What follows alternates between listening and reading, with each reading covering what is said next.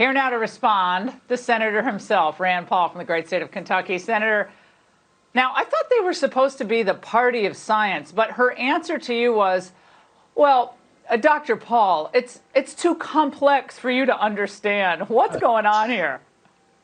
Well, the thing is, a lot of people voted for middle-class Joe Biden. He was supposed to have these middle-class, working-class values.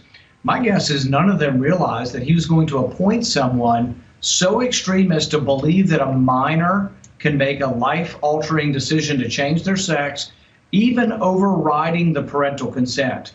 Now, I think they would do it with no parental consent, but I think she would also do it if the parent said no and the kid said yes. She's also on record as saying, well, yeah, and if they're street kids, we'll do it even sooner. Think of what that really means. That means a homeless child who's either had a rotten childhood or no parents or has a mental illness themselves, she's willing to do the sex change even quicker. They did a survey of these sex change surgeons. Over half of them have operated on people under 18. So this is not a wild question. This is a real question. And they're giving these hormones that change the sex, testosterone to girls and estrogen to boys between the ages of 14 and 16. It's a crime against nature, and it's also something that should require parental consent. Well, you actually cannot change somebody's sex. That's a scientific falsehood. You can't change. I mean, you can't change their sex. Your DNA is what your DNA is, correct?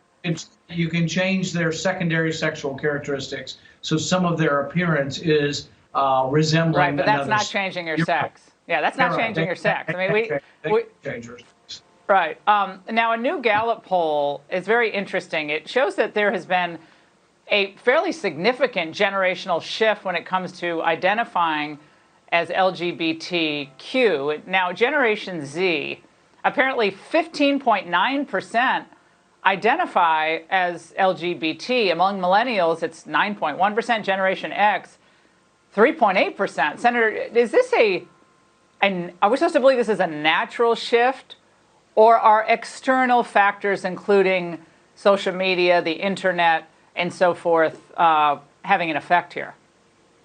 Well, the story of Kira Bell from England is an interesting one. She was 14, she was confused, and she read online about transsexuals, and she thought, well, maybe this is what I am. She went to a clinic, and they encouraged her that that's what she was. I don't know that anybody discouraged her from that. They encouraged her from that. She had a chemical transformation, and then she had a double mastectomy, and she's now 23. She fears she's infertile. She's very unhappy, and she feels as if she was misled and sort of by social pressure made to think this was the right answer for her, and she's very unhappy. And in England, they've actually changed it now. They're actually requiring more parental consent than they used to, whereas in our country, we're going the opposite way. So I think it's an important question, and the media, at least the left-wing media, completely missed the question here. The question's about a minor and a consent. Look, I'm a physician. I worked in emergency rooms. We couldn't do anything unless you were resuscitating and saving the life of a child. We did nothing without the parents' consent. Well, apparently the left believes you can get an abortion or take hormone-blocking medicines. That's okay, but everything else, ear piercing, you need your parents' consent. Now, I want to move on to another medical issue. With all the COVID cases, Senator Paul, plummeting, and now we have all these vaccines on the market, Dr. Fauci doesn't quite want you getting your life back yet. There is a tendency, given that the deflection of the curve is down, to get back to a situation where you're approaching normal. But we really have to be careful. We are at that very precarious position that we were right before the fall surge, where anything that could perturb that could give us another surge. We don't want to be people always looking at the dark side of things, but you want to be realistic. Senator, there's always like these vague threats that, it's all meant to suppress us or keep us down, or it might come back. There might be a new variant. What is going on here with the constant goalpost shifting? Realize that they don't want to offer you any of your freedom back, any of this normalization. And there are a lot of people now predicting that the curve downwards is so steep and the curve upward is pretty steep on those being vaccinated, that we could be out of this in a few weeks to a month. Now, I know that sounds optimistic and nobody can predict for certain, but he's saying, oh, you're going to need to wear a mask for another 2 years.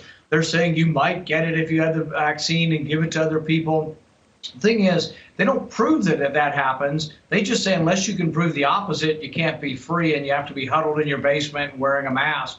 And I'm the opposite. If you get your vaccine, you've had your second dose, you're 2 weeks out, throw away your mask. If you've had the disease and you're a young person, go to restaurants, go out and visit with your friends. Do not hunker down in a basement by yourself. Go to school. By all means, let's get back to normal. And let's treat this with circumspection. The idea that the risk should be according to, the individual. In a free society, each individual determines the risk.